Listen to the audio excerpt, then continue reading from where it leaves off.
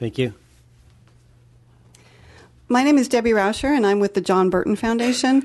I support the full restoration for EOPS, and I'm specifically here to request that the subcommittee include $5 million for the implementation of SB 1023, which passed last year, which authorized 10 community college districts to create targeted support for foster youth at community colleges. You'll hear in a minute from students and campus support staff about why this targeted support is so essential.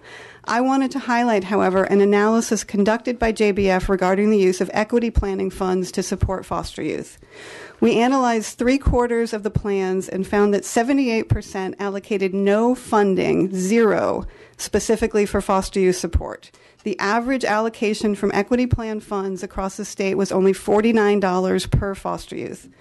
The foster youth population on any individual campus tends to be small and is therefore understandably deprioritized. Students with a history of foster care involvement, however, also tend to be very high need and have very specialized needs. As such, the expectation that adequate funds can be made available through equity planning is not a realistic expectation. Our analysis confirmed our concern that equity funding is not reaching foster youth and that funding for SB 1023 is necessary. I'm going to leave copies of the analysis here. Hello, my name is Tiffany Brown. I'm a student at City College of San Francisco, and I am from San Francisco, District 19. I am a foster youth, a former foster youth, excuse me, and I am a single mother as well. I had a son at 16. I've been in over 7 placements, and along those placements, after graduating after high school, I went to City College and went into the EOPS program, and I wasn't able to get in because they were impacted. So I went to the Guardian Scholars program, which I didn't know much about, and they helped me with books and everything. Something about Guardian Scholars program, they are a program that is instilled for success for foster youth. They give a lot of success, but one thing that I want to let you know is that Guardian Scholars is also overlooked because EOPS is such a large program that serves a large population, and the foster youth population is not served as well. But in the Guardian Scholars population, we've been served with transportation, with book vouchers, with housing. There's a high rate of homeless foster youth actually in San Francisco, and the foster youth rate of foster youth in San Francisco is high as well. I like to say that putting foster youth within EOPS does not properly tend to foster youth needs, such as emotional, such as physical, such as clothing. We have a clothing closet in Guardian Scholars. I also am a admin assistant in the Guardian Scholars program, so I see many students that come in, and that Guardian Scholars is a wonderful program that supports them more than other support programs on campus. So I do support SB 1023 to implement money into the Guardian Scholars program itself. Also, I would like to let you know more support for foster youth and CCs are what I really agree with. I suppose EOPS cannot provide foster youth with services and support they need. Housing, emotional support systems, and that they're not reaching foster youth. We go through a lot of things being placed in different placements, and also our emotional capacity is impacted. And this group, Guardian Scholars has helped me a lot. As a mother, as a single mother, I know my time is running out, I just want to say it's a wonderful program that nurtures us, foster youth, and we need that. Thank you. Hi, my name is Karita Ward, and I am a living testimony that programs in community college that support foster care really works. I grew up in foster care at the age of 13 until I emancipated from the system, and I'm here to say that I graduated in May, and I'm leaving with an AA in psychology, and I'm going to SF State to improve and get my BA. And it is very important that funding goes directly to the foster youth, because it's programs like the Guardian Scholars Program and the John Burton Foundation that support foster youth. It's important that they get funded so they can continue to help the future youth like myself, so we could continue to raise the graduation rates and the transfer rates. Thank you. Good evening. My name is Christina Davis Clark. I'm 26 and I am a former foster youth. I was in foster care from the age of 12 to 18. And after emancipation, I struggled for a long time to get my education. I finally, after 7 years of struggle, I finally got my AA. last spring in sociology, and I'm now a Sac State student, which I believe is in your district. Mm-hmm. And so I want to just let y'all know to please fund SB 1023 because I graduated from Sierra College, and they had the most amazing program for foster youth. They cared about their youth, and they were so focused on their youth. And I think every college in the state should have that focus, and every foster youth should have the experience I had when I graduated. So yeah, please support SB 1023 and fund EOPS. Thank you for your time. Good afternoon. My name is Michelle Dean. I am a current graduate student at UC Davis. I, too, am a former foster youth. It's because of programs such as EOPS, Guardian Scholars, Guardian Professions Program, that I am able to be where I am at today. It has been an absolute struggle. I was also in foster care from 12 to 18 until I emancipated. And I would say that the community college years were almost harder than graduate school in a sense, because when you're emancipating out of the system and you're trying to figure out where you're going in life, it is programs such as these that are going to be there to support you when you have nobody else. At the time, I wasn't included in one of those programs because I didn't really know how to navigate the system. It was just, I'm 31 now, so that was a while ago. But it is definitely important and so crucial that we get more funding so that students are able to continue up in a forward trajectory to be able to become whoever they want to be and, get the degrees they want to get. So I just hope you support this. Thank you. Thank you. Hi, my name is Alondra Madrigal. I am 19 years old and a former foster youth. I went to Maricosta College in District 76 from San Diego County. I have spent 5 years of my life in the foster care system, bouncing from placement to placement, and in between that, I was homeless many, many times. With that being said, I struggled with reaching my educational goals. Although there is a foster youth liaison on every community college, not every school is able to accommodate our needs due to the instability of how often the liaisons were on campus. As a foster youth, I have had the chance to see youth drop out of college because no one was there to hear them out. To make this better and lower the statistics, we need to create more stability, not add on more instability in our lives. Personally, my liaison on campus is an amazing, most kind at heart person, but I cannot seem to find him on campus due to him only working part-time. This is important to have full-time counselors on site because most of us do not have everyone else. These liaisons are the key to brighter futures for foster youth. Thank you. Hello, good evening. My name is Justin Davis. I'm 21 years old. I currently attend Long Beach City College.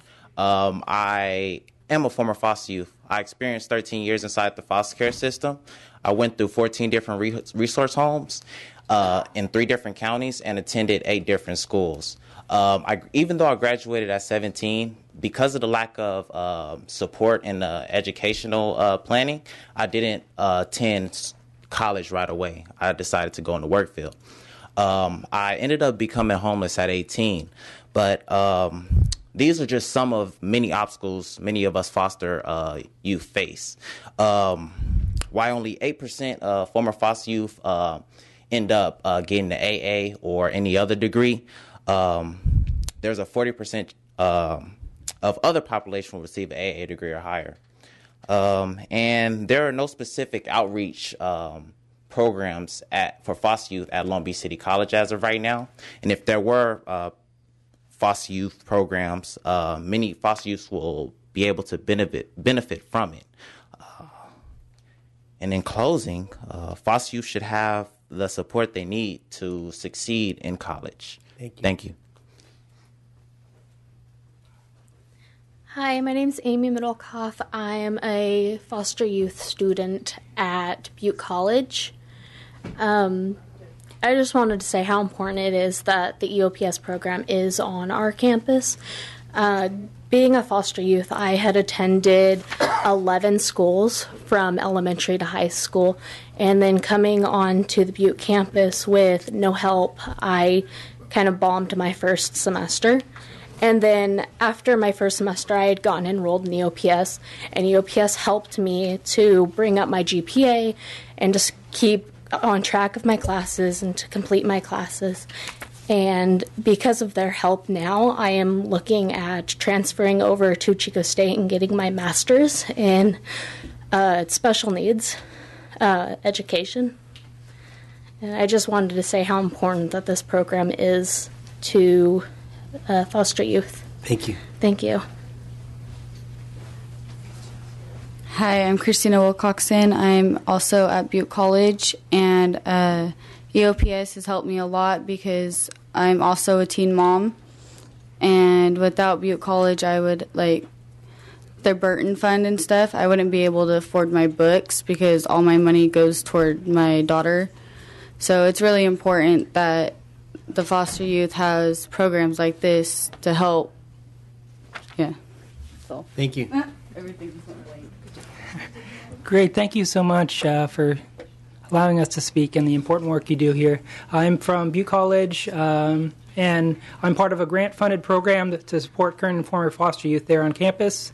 Some of these youth have benefited from programs like that. There's only a few programs like that at community colleges, and their funding is set to expire when grant runs out. SB 1023 will be taken up. These programs will not exist without funding from SB 1023. And I had two other small comments. Foster youth are the state's children. They are signed over, and when social workers sign off as guardians for these children, and they're our responsibility. And lastly, while EOPS is a great program, 100% of foster youth are eligible to enter the program, and only 12% are actually participating in these programs due to them not being able to. These people spoke previously about the programs being impacted, or foster youth not being able to attend full-time because of other issues. Thank you so much. Really appreciate it. Thank you. Hi, my name is Susan Roberts, and I also work at Butte College in the foster youth program, and I have the honor of working with the foster youth on a day-to-day basis. They don't have the parental support system that many students have, so they come in and tell me things like one student told me she was 5 months pregnant, had not received any prenatal care, and so I was able to connect her with resources. That is what I get to do, is help them navigate through the system because they don't have the support system that most students have. We get them rides to appointments, many different things. I feel really, really fortunate to be able to speak on their behalf today because it is a very valid and important thing that we do here. Thank you. Hi, my name is Anthony Hayes. I'm from Long Beach City College. I'm the interim assistant director for EOPS Care, and the 12 previous years I was an EOPS Care counselor. We're one of the more larger and more diverse campuses in California, but we don't have any specific staffing to support foster youth. Foster youth are some of the most at risk of our at-risk student populations, and it's unfortunate that at our college currently there's no program to support foster youth. I got an email earlier today from the coordinator of our foster youth kinship education program to contact me and another person on campus about foster youth in need. So we've made an informal network to try to create better support for those students at our campus. But if SB 1023 is funded, then we'll have the resources and the personnel to more specifically outreach to the foster youth population to be able to serve them the way that they should be served. And I think it's the duty of the state to make sure that these foster youth are properly taken care of, and this would be one way to do so, as well as fully restoring the equity programs like EOPS that have done such a great job serving at-risk students already. Thank you. Good afternoon, Lizette Neverett on behalf of the Community College League of California, representing California's 72 community college districts. I just want to share our strong support for the governor's proposal of the SSSP and student equity plans. As was stated before, there is a lot of momentum building around the equity plans. This is, for the first time, really providing colleges the opportunity to take a holistic view at achievement gaps in equity, ensuring that all students are receiving assessment really really the counseling that is proven across the nation as being effective. The League is also convening many of our colleges so that they can share their best practices, both in implementation and rolling out these resources, but really also how to ensure that they're taking into consideration all of the key players and stakeholders on campus so that we are ensuring the success of all of our students.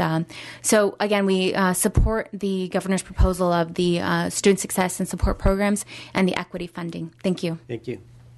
Patrick McCallum, representing Los Rios Community College District, LA, San Diego, San Francisco. I've been testifying since 1981. I think it's the first time I can say it, that we support, as is, the governor's proposed budget. He's addressed both access and student success in many ways.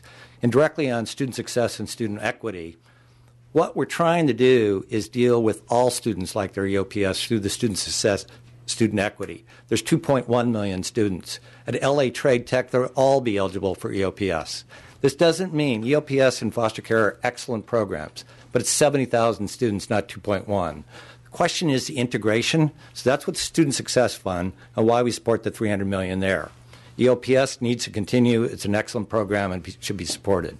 What I wanted to quickly address is the basic skills issue. Your panel addressed it. It is the major pedagogical issue facing community colleges.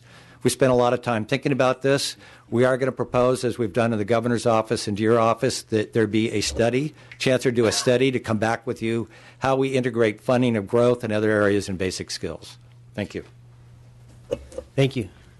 Hi, my name is Stephanie Ortega, and I'm the Guardian Scholars Director with Promises to Kids, a nonprofit in San Diego County with a mission to create a brighter future for foster children.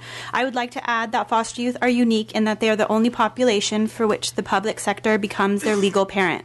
While there are strong arguments to assist youth with disabilities or homeless youth, foster youth are unique in that the foster care system removed the child from his or her home and assumed responsibility for their full care and custody. Given this, there is a special responsibility for ensuring that the educational needs of foster youth are met. Thank you. Thank you. Susanna Niffen with Children Now. We were co-sponsors of SB 1023 last year, and we're so thankful that the legislature recognized that foster youth have targeted and unique needs and deserved a kind of a separate program to focus on those. However, this body's vote was actually made completely hollow when you guys refused to fund it. So we're just asking that this year you make a different choice and actually put some money behind the policy. Danielle Millay, California Alliance of Child and Family Services, in support of funding foster care programs within the community colleges. Hi, this is Melissa San Miguel with the National Center for Youth Law. We were proud to support SB 1023 last year and in support of the budget request to implement and provide the funding so that it becomes a reality. We know many of the challenges foster youth face as K-12 students, such as being placed in appropriate classes, support to complete their coursework, assistance navigating the complex school system, are problems that continue to persist as they move to the community colleges. So we request that they receive the support through funding SB 1023. Thank you. Thank you. Hello, my name is Yvonne Martin. I'm from Butte College. I'm representing EOPS and care programs. I came into college 10 years after graduating high school, recovering addict and alcoholic, and getting my kids back from foster care. If it weren't for this program, I don't think I would be succeeding. Today I'm a part of Phi Theta Kappa. I'm Care Student of the Year, and if it weren't for the math projects, the one-on-one tutoring from the EOPS Power Center at my school, and from the unconditional support from all the staff, I would never have succeeded. And you guys want accountability? This is what we're doing. I'm being accountable for myself, for my actions, past and present, and I hope you guys restore the funding so other people before me and after me can get the same treatment that I am getting today. Thank you. Thank you. My name is Andrew Anderson. I'm an EOPS student. Like many of the EOPS students, I came to college just out of high school. I probably barely passed my high school classes. I had no skills at that point to manage into college. Going into the EOPS program almost instantly out of graduation, I was able to get the skills that I need in order to get almost a 4.0 my first semester, and I've done nothing but go up since then. Please support the EOPS program. Thank you. Good afternoon, Erica Romero on behalf of the Hispanic Association of Colleges and Universities. Latino students are, generally speaking, first-generation low-income students. So we're excited that there's funding for student success. It doesn't matter much if you get in the door, if you don't get out the door holding that diploma. So we encourage the legislature to fund these programs and for institutions to take a real look at what needs their students have and make sure that they're offering the most amount of students the programs that will get them out the door holding the diploma. Thank you. Thank you. Good evening, Jennifer Baker with the California Teachers Association. I wanted to align my comments with the comments that were made previously by FAC, particularly in regard to concerns with block grants. I have to say I'm very humbled to be around the students that have been testifying this afternoon, and I think they're really a testament to the success of community colleges and how they can help individuals change lives.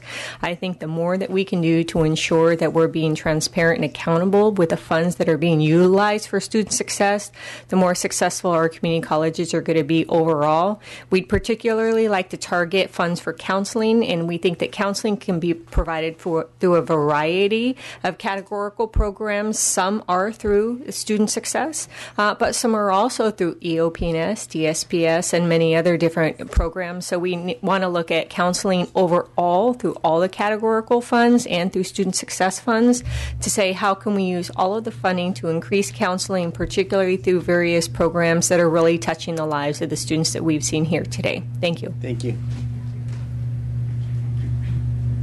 Hello, my name is Stephen Nelson, and I'm an employment specialist at the Guardian Scholars Program of City College of San Francisco.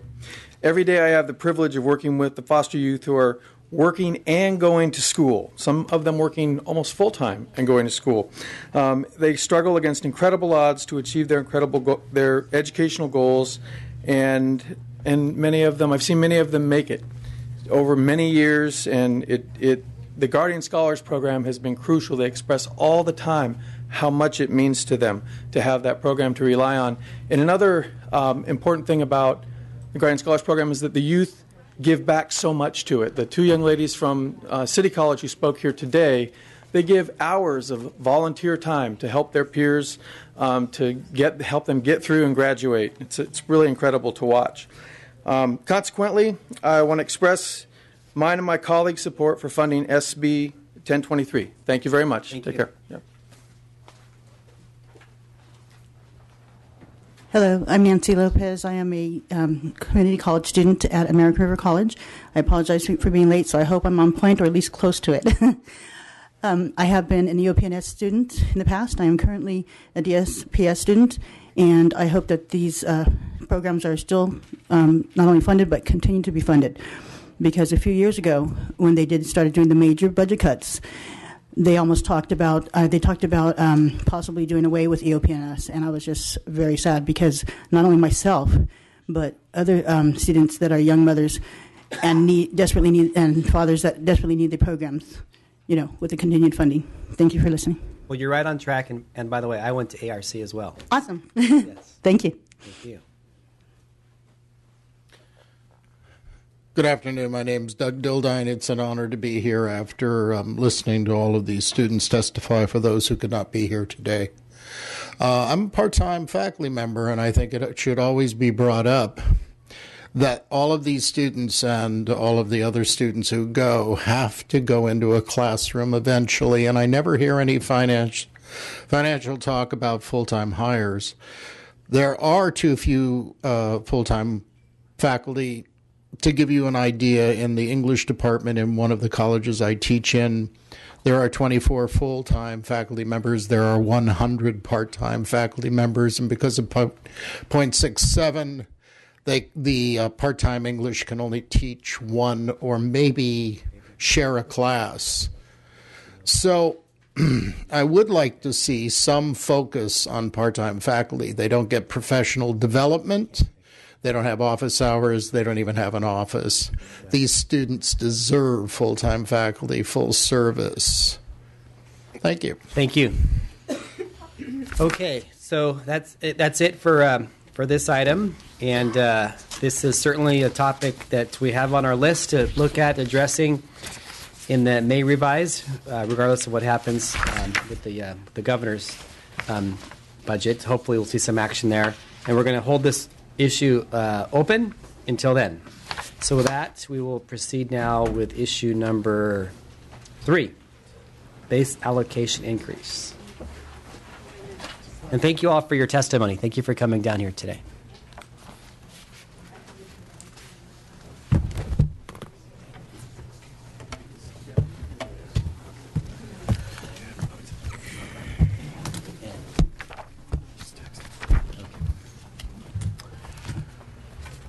Hi, go ahead, proceed. All right.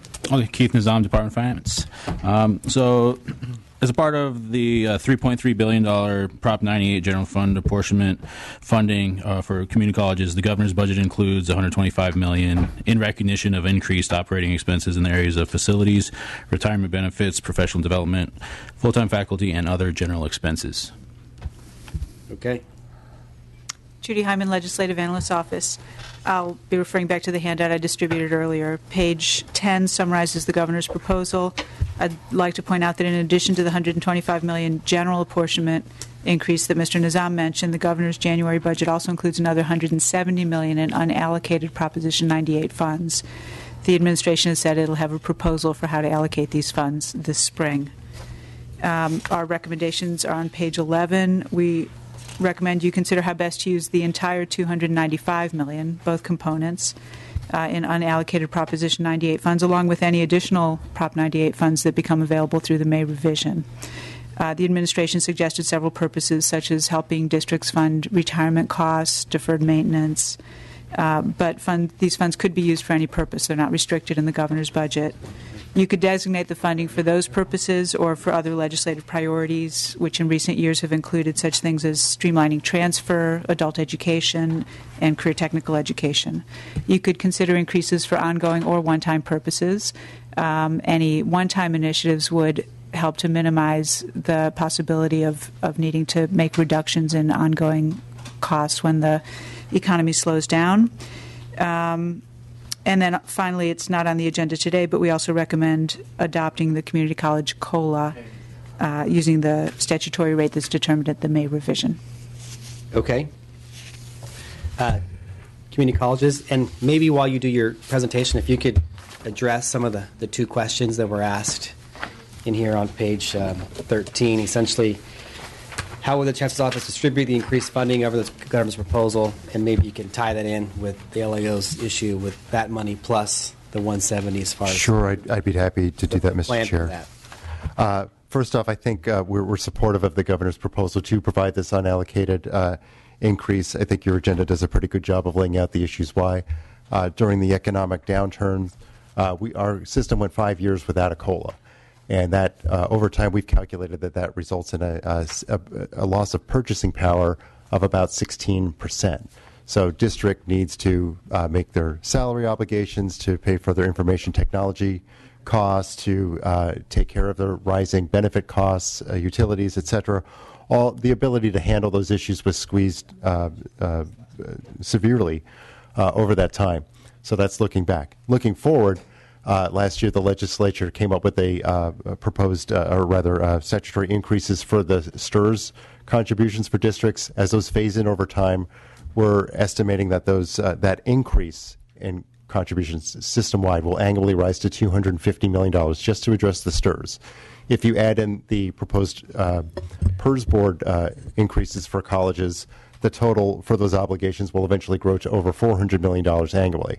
To put that in some perspective, this year's COLA funding, as proposed in the budget, is only $92 million. So again, districts are going to need some kind of discretionary resources to handle these looming obligations ahead of them. So we think this governor's proposal is a good head start toward doing that. So in terms of answering the suggested questions in the agenda, the Chancellor's Office has a couple of priorities in terms of distributing the funds. One thing is Chancellor Harris has been very clear that he's concerned about rural and small districts in our state have struggles with economies of scale in terms of keeping the doors open. Their fixed costs are higher than they are for districts that have larger numbers of FTS. In order to stabilize those budgets and ensure access in those areas, the Chancellor is very concerned that we put an increase, a targeted increase within the $125 million to support those rural districts. Some of our current estimates on that would earmark about $5 or $6 million of the 125 for that purpose. The rest could be just allocated in an across-the-board manner. We are gathering stakeholders next week, in fact, to look at options for an allocation method for that. I think some of the proposals would have us increasing the rate for FTS and also increasing the site-based allocations in some combination. Thank you. Oh, in terms of a direction, if I may say that we've been very clear in communicating to districts that with this general purpose funding, it is general purpose funding. They have discretion as to how to spend it. We've been very clear in our messaging about warning them about these looming STRS and PERS obligations upcoming. You can only spend money once. If they obligate it to some other ongoing purpose now and are unable to meet those obligations down the road, that could create some very difficult time for districts. So we're trying to urge caution as they plan forward. Are PERS obligations limited to campus? So each campus is their problem is the campus problem or the district problem, or is it a system-wide? Each district has their obligation to make their PERS costs and their STRS costs as well. So from our standpoint, we generally fund districts based on a district basis. So do more or less than others as far as dealing with that. That's correct, and it's also the case that some of them may have differing obligations. At the end of the day, it's the responsibility of the individual district and not system-wide. Correct. Okay. With that, do we have any brief public comment on this issue number 3? Thank you, Mr. Chair and members. Jonathan Lightman from the Faculty Association of California Community Colleges. We have distributed a letter on this beforehand. We are generally supportive of the governor's $125 million proposal, but we would like to say that in the governor's summary, not in the Budget Act, he does announce some areas that it can be used for that we believe it would be good for the committee to send a message he'd like to see progress, including an increase in the full-time to part-time ratio and support for part-time faculty. We understand and support the idea of districts using this money to pay increased retirement costs. At the same time, we don't want that lost in the entire conversation that we have to support our faculty. Patrick McCallum, representing Los Rios Southern Districts. We strongly back the governor and the $125 million. We back Mr. Troy and what he stated. The STRS class alone and the PERS class alone will eat up the funds in the next couple of months. We also agree with the fact that there ought to be more full-time faculty, and that should be addressed in the May revised increase. Okay, thank you. Good afternoon, Lizette, on behalf of the Community College League of California. Also in strong support of the $125 million, we urge that it is maintained unallocated. This is important to ensure that our colleges can address ongoing costs. And additionally, we'd like for consideration of May revised money to go towards an increase to the base. This can address some of the key legislative priorities, such as basic skills and full-time faculty hiring, because it is ongoing resources. And we support the restoration of some categorical programs. Thank you. Thank you. Mr. Chair, staff, David Bala Hawkins with the Community College Independents. We're very much in support of having funding to increase the ratio for full-time faculty. We set a goal in 1988 of 75% credit hours taught by full-time faculty. We're now at 56%. And we think it's a disservice to our students. More and more districts are relying on part-time faculty to teach our classes. They're not compensated for office hours. They don't have pay parity. Benefits are few. And we think that the system needs to invest in full-time faculty. We have an opportunity this year to do that. Thank you. Hello, my name is Katori Knight, and I'm a student at American River College and president of Phi Theta Kappa. I'm here to talk about the student perspective on part-time to full-time faculty members. I've had professors that have had to work at up to 5 different campuses in one semester and have been so exhausted they could barely stand up. I pay the same fees regardless of the status of my professor, and I think that I deserve to have a professor who's able to give me the attention and time that I need, who I can go and talk to at office hours.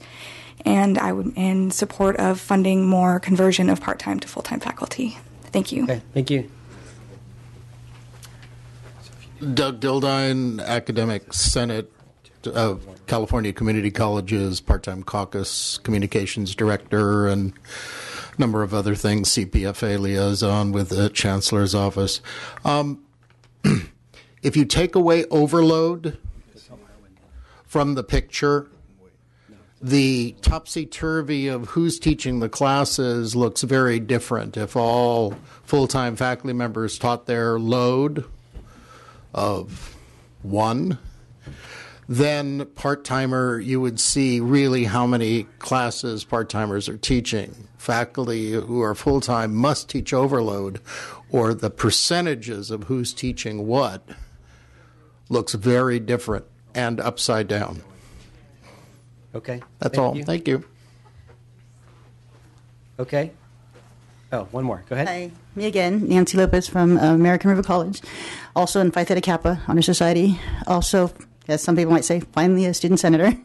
So I've got a lot on my plate. But when I'm trying to see, a counselor that's overbooked, and not having enough funding, and he's only part-time, there's a problem, And there's X amount of students in American River College already. A student, we had to have the new garage built, and originally when it was built, it was for 17,000 students. We have around, I'd say at least twice that. So you can imagine what the overload is there for the counselors. Part-time, full-time, we need more full-time. Thank you. Thank you. Okay, issue number 3, we're going to hold this open as well until the May revise. Last issue number 4, enrollment growth. Great. The governor's budget. Possibly maybe do this a little expedited. Absolutely. The governor's budget includes $107 million to increase system-wide full-time equivalents by 2%. This funding would be allocated to districts using a revised growth formula that takes demographic indicators of need into consideration rather than the proportional allocations used in recent years. Okay. And generally, our recommendation is to hold off until you have updated information at the time of May revision regarding current enrollment trends. And at that time, you'll be able to determine the appropriate enrollment growth level. We also raised a couple of sort of process issues on budgetary practices related to enrollment growth that we also expect to see changes in the May revision. So everything can wait till then. Chancellor's office? Yes, in order to be brief, I'd say that we requested 2% growth in our system budget request. So the governor proposed that in his January budget. We're supportive of that. The data we've seen so far, I think, seems to justify a funding of at least 2% in the budget. As we get more information in, we could possibly look at an increase depending on the resources available in May. Okay. Earlier on in the year, we heard from some districts locally here and in Southern California that they weren't sure that this system that was rolled out last year would work for them. Now we're hearing that maybe those concerns aren't as great as they were. So what's the kind of system-wide as far as how people are dealing with this idea? Well, I think there's 2 issues going on. One is we do have divergent trends in the state in terms of who's growing and who's not. I think we're seeing a lot more growth in the southern parts of the state, Riverside County, Orange County, Los Angeles, than we are in a lot of our northern districts. So when you hear, you may be hearing, it's not inconsistent to say you might hear one district saying we're not growing and another saying that we don't have enough seats to fund them. But we do see those divergent trends throughout the state. In terms of the process of allocating growth funding, we were concerned with the language that was in the budget last year. But we've been working with Ledge staff and with finance on an alternative measure which we think will help mitigate some of the extreme problems that we were seeing at both ends of the process. So hopefully that we can come up with something 15-16 that works. Rolled into this year's budget, or you want another year? I think we can make it work within existing language. Okay. Yeah. Mr. Chairman, I'd just like to point out the last page of the handout that illustrates the new enrollment growth funding formula. Yeah. And we believe that it's a reasonable compromise, particularly as a transition measure. It adheres pretty closely to the statutory guidance. It does give a little more weight to current demand than to need as defined in statute. But as a transition, that makes sense. It'll help to ensure that enrollment growth funds get used. We would just recommend that over time the weights get shifted so that primary focus is on need as defined in statute. Okay, thank you. Public comment on this? Mr. Chair, representing Los Rios, LA, we were the ones expressing some concerns in the initial budget. We think with the work with the Chancellor, the staff in the Assembly and the Senate and the Governor's office, we've come to an agreement that we can buy in this 2-year phase-in. We do believe, based on mostly, and it's true, more Southern California, a little bit Northern California, you're going to need to bump up that 2% a little bit and may revise it 2.5%. Okay. Thank you. Thank you. Again, this item we will hold open until May revise. Thank you very much, and we are adjourned.